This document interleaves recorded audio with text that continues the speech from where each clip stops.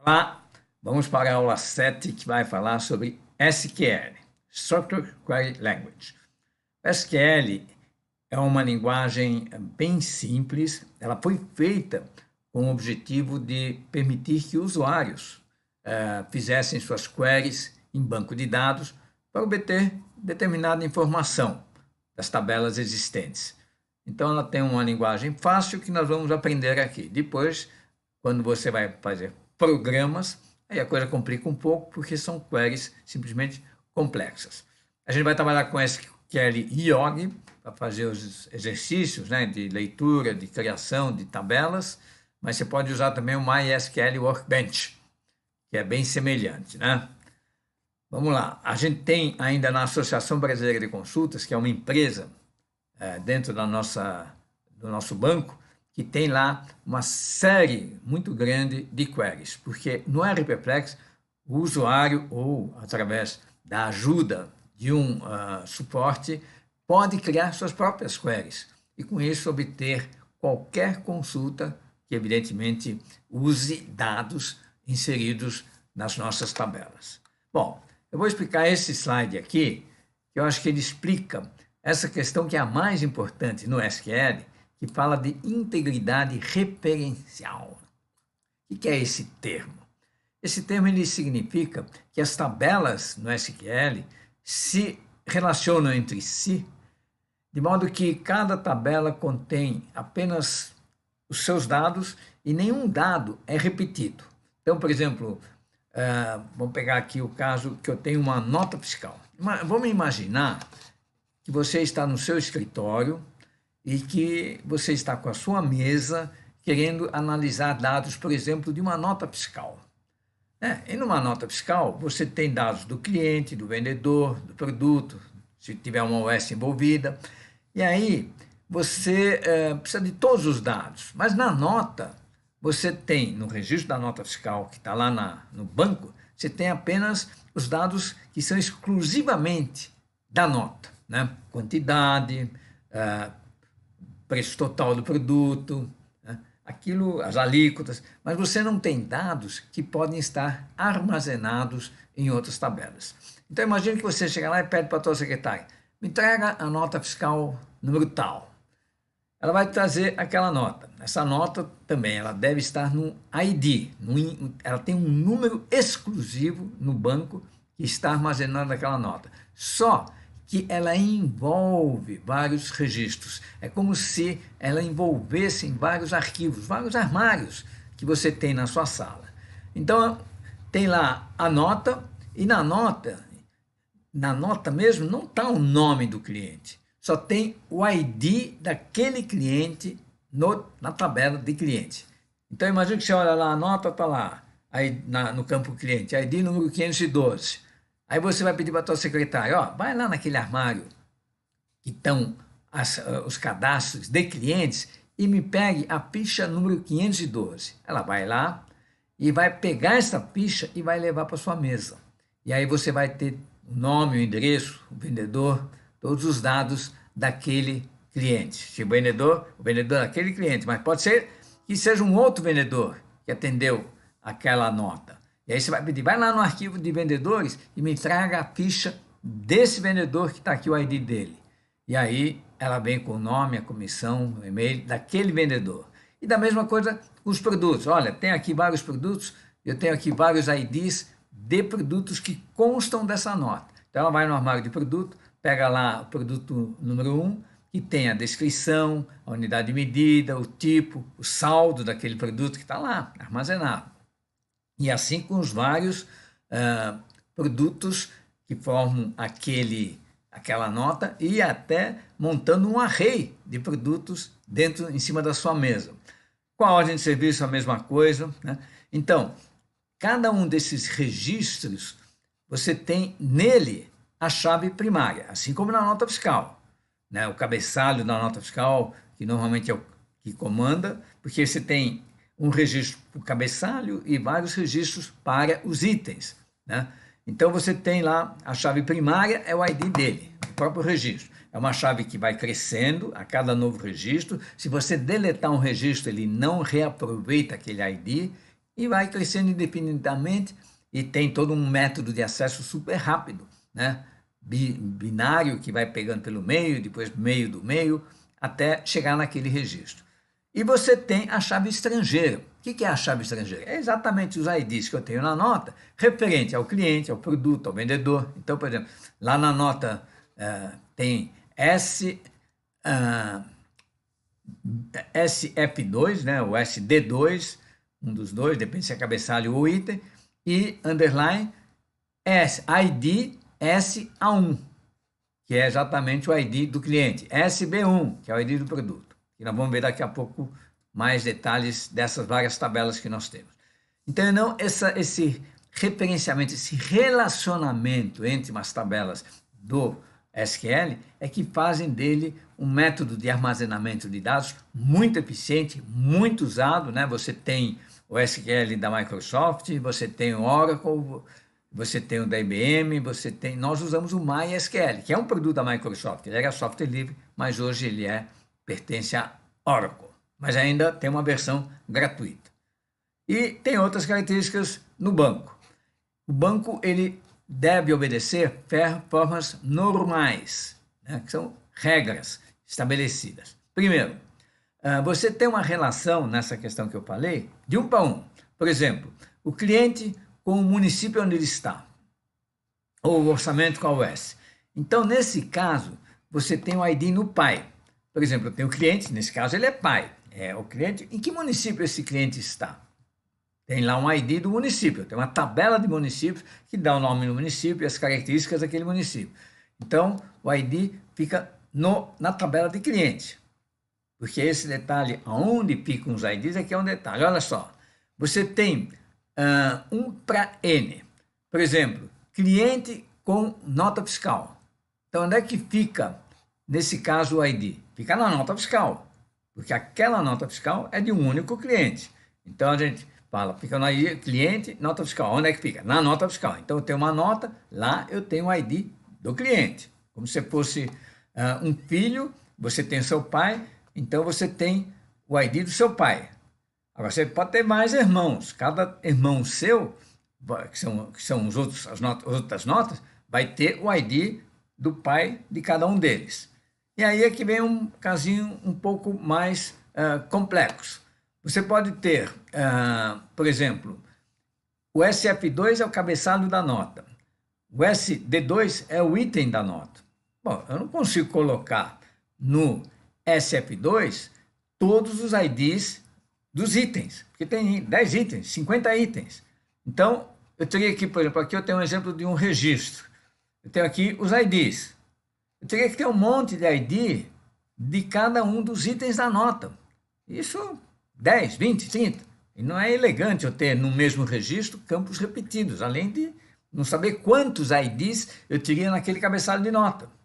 Então, para esse caso, eu coloco o ID no filho. Então, no item da nota, no filho, eu vou lá e coloco o ID do pai. E aí, eu posso ter vários itens, todos os itens vão ter o ID do pai, e quando eu for procurar os itens de uma nota, eu procuro todos os registros que tem aquele ID. Só que aí, às vezes eu tenho uma situação de N para N. Por exemplo, empresa e usuário. Eu tenho uma determinada empresa, ela tem vários usuários. Só que um usuário pode pertencer a várias empresas, né? Ao contrário do item da nota, que o item da nota só pode pertencer a um cabeçalho. Agora, no caso, ele pode pertencer a vários cabeçalhos, a vários itens, mas aquele item que está registrado lá, não. Então, no caso de um usuário, eu, por exemplo, eu tenho acesso a 5, 6 empresas, que são as empresas com as quais eu trabalho, para analisar os seus dados. Então, eu tenho várias empresas, mas, no entanto, aquela empresa tem outros usuários. Então, nesse caso, a gente tem que criar uma tabela de amarração. Simplesmente é uma tabela que só contém IDs, basicamente. Ela pode ter até, às vezes, outras informações, como nós vamos ver num exemplo aí mais para frente. Mas, a tabela de amarração, ela só contém os 2 IDs. Então, por exemplo, eu tenho uma tabela que diz assim, olha, a empresa A tem o ID o Ernesto, mas tem também a Elaine e tem outras pessoas. Já a empresa Eu tenho também amarração com outras empresas. Então, vou ter um registro meu para cada empresa. E cada usuário vai participar de vários registros de todas as empresas que ele participa. Então, a gente tem a tabela pai, a tabela filho, né, as duas tabelas relacionadas, e no meio uma tabela de relacionamento. E é via essa tabela de relacionamento que a gente junta ou todos os usuários de uma determinada empresa ou todas as empresas de um determinado usuário. E isso é super rápido, não tem problema. Então, essa explicação te dá exatamente o contexto de como funciona um banco de dados e de uma forma precisa, com proteção, sem dar pau, super bem, rápido, às vezes demora um pouquinho, mas aí é porque a query é muito complexa. Então, as tabelas do RPFlex seguem exatamente esse esquema. E aí é que está o detalhe, né? Todas as tabelas e todos os clientes estão num único banco. Imagina a salada que é lá dentro. São milhões, hoje nós estamos com mais de 50 milhões ou 100 milhões de registros no nosso banco, que está lá na Amazon. Em cada registro de cada banco tem os IDs, principalmente da empresa, que é o ID EA1.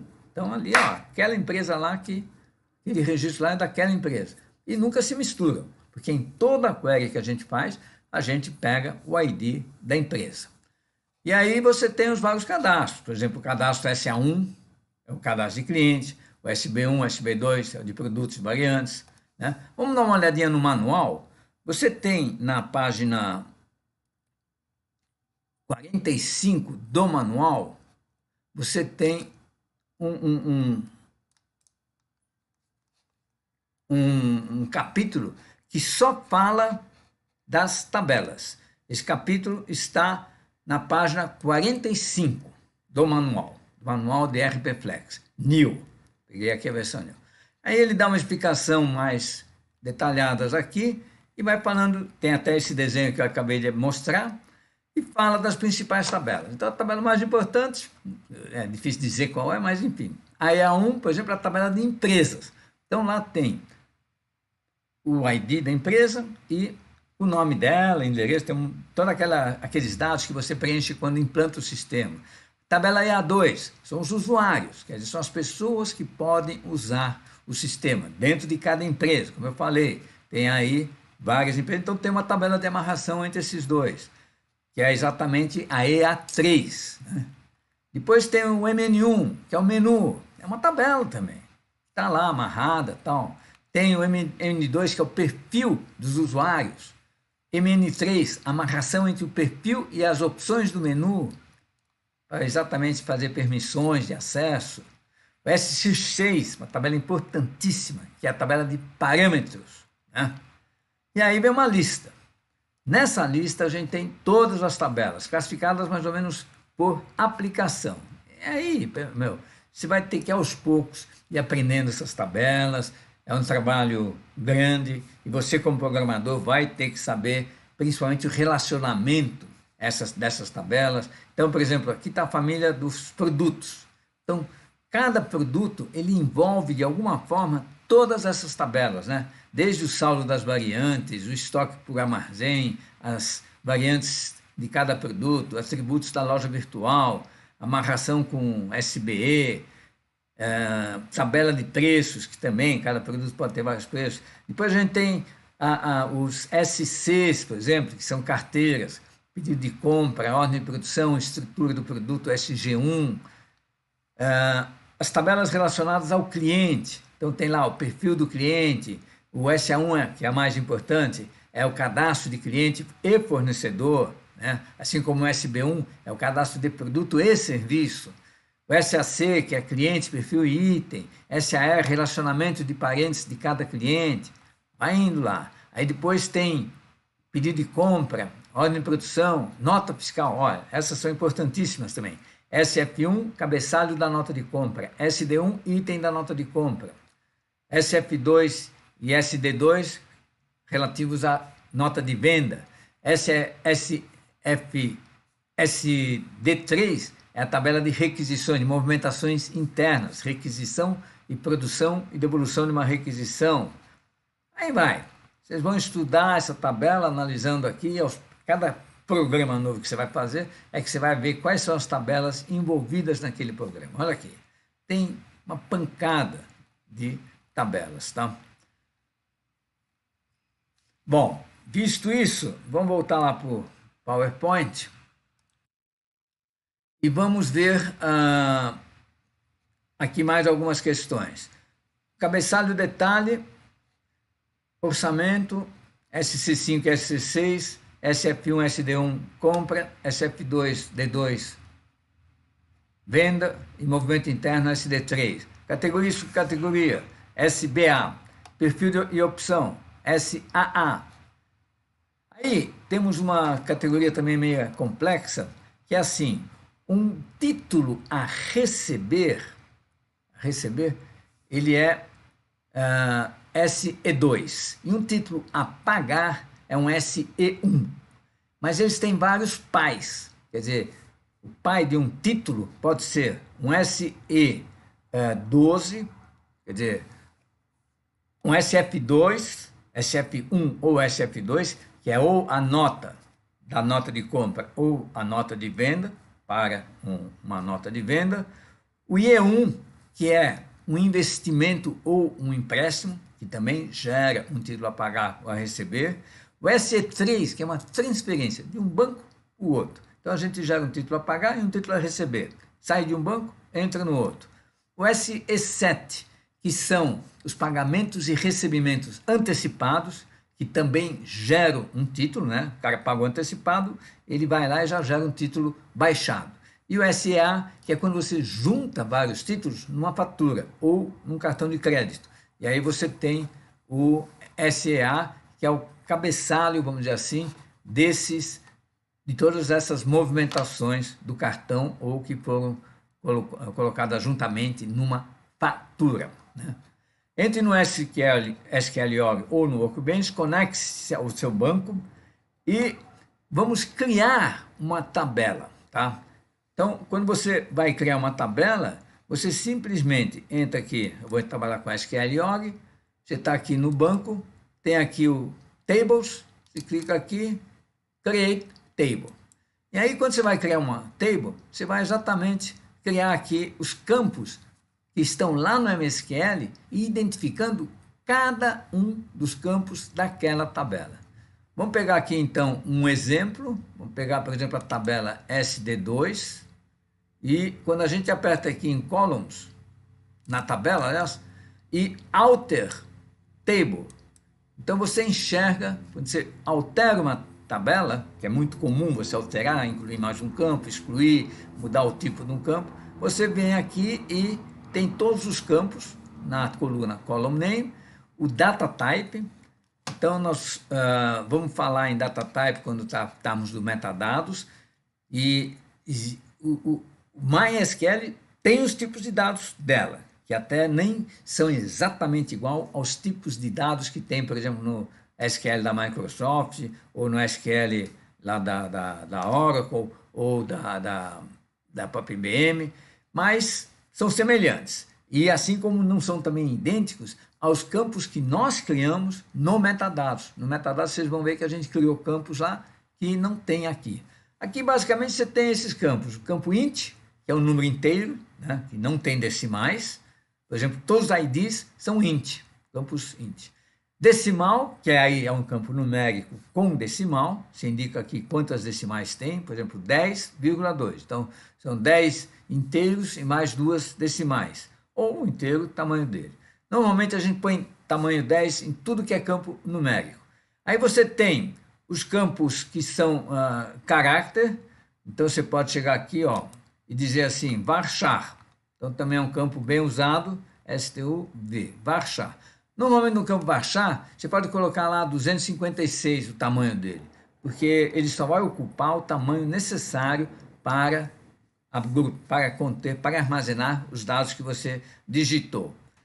Date time é um campo também que já coloca a data e a hora, minuto e segundo que você definiu, ou que foi gravado aquele registro, enfim, o que foi gravado naquele campo. Só o date significa a data. Lembrando que no SQL a data é ano, com 4 decimais, hífen, 2 dígitos por mês, e hífen e 2 dígitos para o dia. Tá?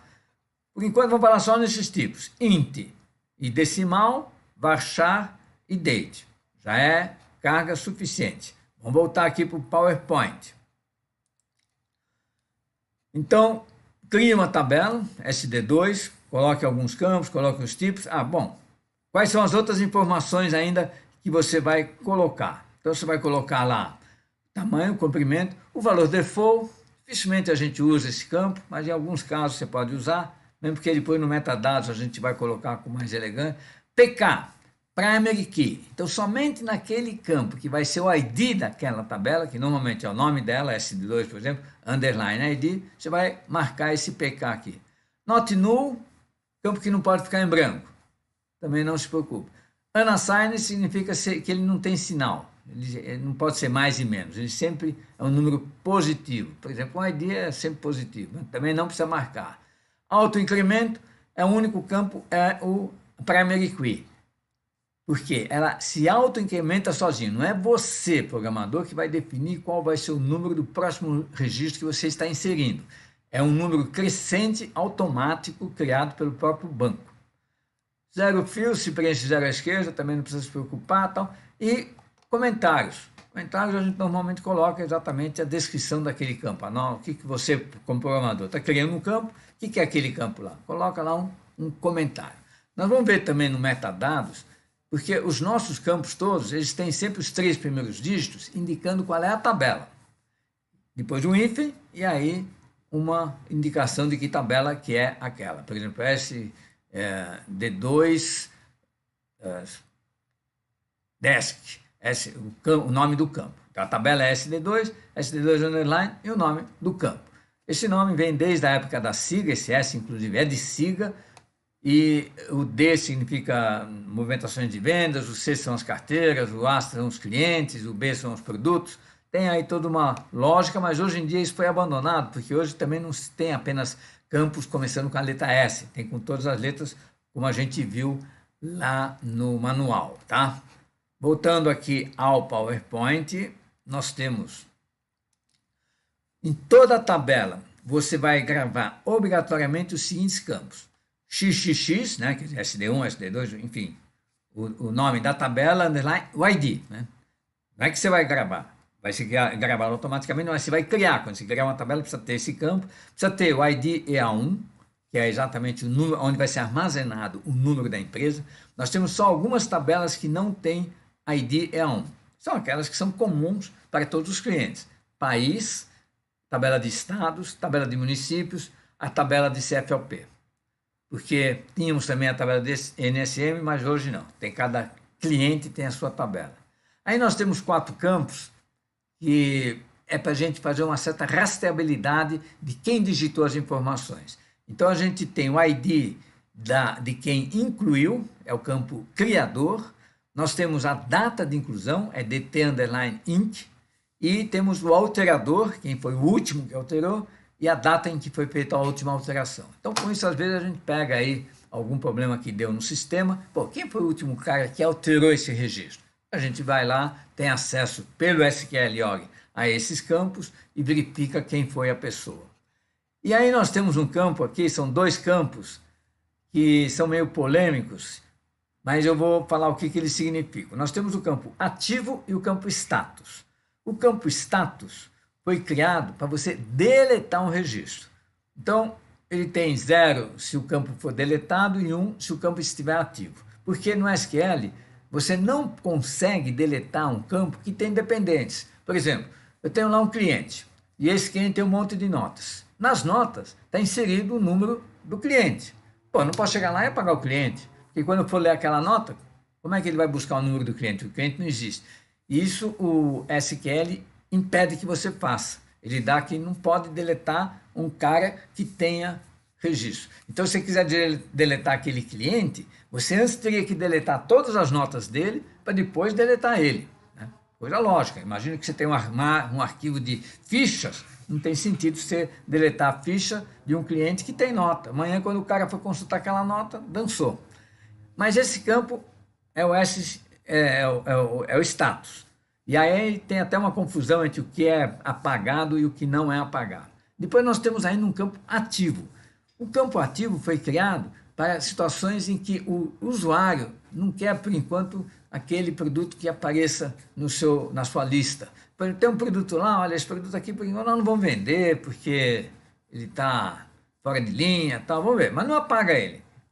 Não coloca o status dele diferente. Coloca só como ativo e não ativo. E aí desativa aquele cara. Bom, pessoal, vamos interromper aqui para vocês. Depois a gente vai entrar realmente nos comandos do SQL. Nós vamos ver, não todos, porque é uma quantidade bem grande, mas os principais, e sem dúvida vocês vão ver que não tem nada aí de muito difícil nesses comandos.